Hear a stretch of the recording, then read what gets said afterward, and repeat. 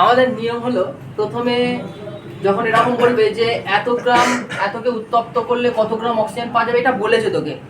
যখন KClO3 বলবে আমাদের যে লিস্ট আছে লিস্টটা ওই জন্যই দেওয়া, ওই KClO3 কে উত্তপ্ত করা হয়েছে, তাই তো? তাহলে KClO3 কে উত্তপ্ত যে করা হয়েছে সেটা নিয়ে একটা সমীকরণ আছে, সেই সমীকরণটা তোমরা প্রথমে লিখে নেবে ব্যালেন্স সহ, ঠিক আছে? তাহলে কিভাবে লিখবে? বিক্রিয়ার সমীকরণটি হলো বিক্রিয়ার সমীকরণটি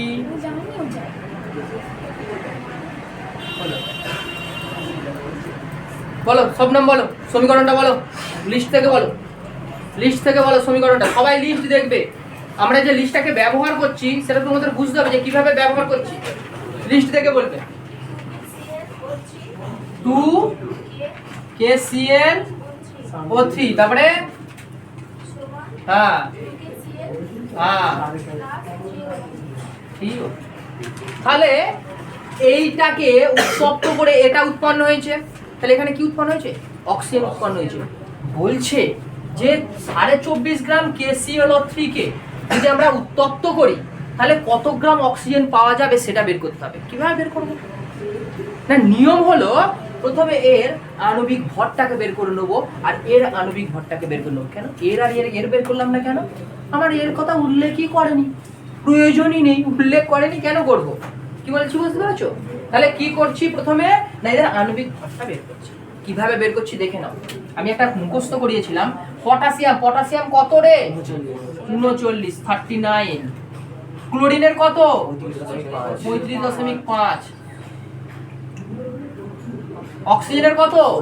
16, কিন্তু 3টে আছে তো, তাহলে 3 দিয়ে গুণ। দেখো এগুলো প্রত্যেকটা যেমন ছিল তেমন লিখলাম, কিন্তু আগে তো 2 আছে, ওই জন্য আগে 2 বসিয়ে দেবো। বলো, বোঝাতে পারলাম কি বলেছি? ঠিক তো? তাহলে কি করলাম? এদের আণবিক গুরুত্বটা বের করতে পারলাম। তাহলে 2 এগুলো যোগ করলে কত হবে? 3 16 48, 39 আর 35.5, তাহলে 0.5 তো রইলো, আর 14, 22 2 হাতে রইলো 2, 5 আর 3 8, 12, তাহলে হয়ে গেল কত? 122.5। এটা যদি গুণ করি তাহলে কত হয়ে যাবে? 245, তাই তো? তাহলে 245, তাহলে এইখানে পেয়ে গেলাম কত? 245। বলো এখানে কারো অসুবিধা আছে? আচ্ছা, এবার এই পটাশিয়ামের বললাম 39, কি করে পেলাম? এটারও একটা লিস্ট দিয়ে দেওয়া হয়েছিল, যাদের কাছে নেই তারা লিখে নেবে। ওকে, এটারও একটা লিস্ট দিয়ে দেওয়া হয়েছিল যে কার কার মুখস্থ করতে হবে। যেমন হাইড্রোজেনের 1, অক্সিজেনের 16। তবে সাধারণভাবে মনে রাখবে এটা যে যার যত পারমাণবিক যার যত পরমাণু ক্রমাঙ্ক বা প্রোটন সংখ্যা সাধারণত তার দ্বিগুণ হয়। সাধারণত, সবার নয়, সাধারণত তার দ্বিগুণ হয়।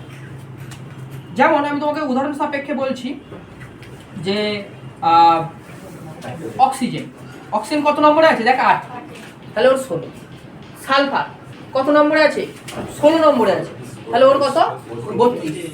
এইরকম আর কি। তবে ব্যতিক্রম কিছু আছে, যেমন সোডিয়াম আছে কত নম্বরে? 11 নম্বরে, কিন্তু ওর 23। ক্লোরিন আছে 17 নম্বরে, কিন্তু ওর কত? 35.5। এইরকম কিছু ব্যতিক্রম আছে। হাইড্রোজেন আছে 1 নম্বরে, তোর ভাবছিস 2 হবে, না, হাইড্রোজেন 1, হ্যাঁ H2 হলে 2 হবে। কি বললাম বুঝতে পারছি কি? তো এইরকম একটা লিস্ট দিয়ে দেওয়া হয়েছিল, সেই লিস্ট দেখে তোমরা এগুলো লিখবে। আর পরীক্ষার খাতায় এগুলো বলে দেয়, তবুও তোমরা মনে রাখবে, বেশিরভাগ জায়গায় বলে দেয়। ওকে, তাহলে এই হলো, এটা হলো, এইটা হয়ে গেল। এবারে অক্সিজেনের, হ্যাঁ O2, ও তো 16, 2 আছে, তাহলে 16 2 32, আগে 3 আছে 3 লিখলাম, বুঝতে পারলাম? অক্সিজেন কত? 16, 2 আছে, তাহলে 16 2 32, 16 2 32, 32 কে আমরা কত দিয়ে গুণ করছি? 3 দিয়ে গুণ করছি, তাহলে 3 2 6, 3 3 9, 96। ঠিক আছে?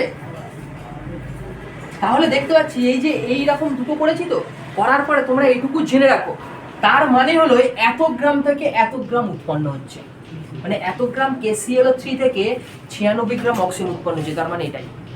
তাহলে এখানে আমরা কি লিখবো?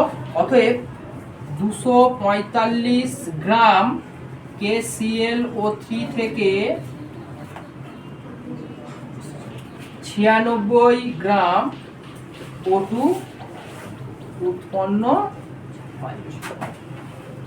তাহলে 1 গ্রাম থেকে কত উৎপন্ন হবে? কম উৎপন্ন হবে। তাহলে 96/245 গ্রাম।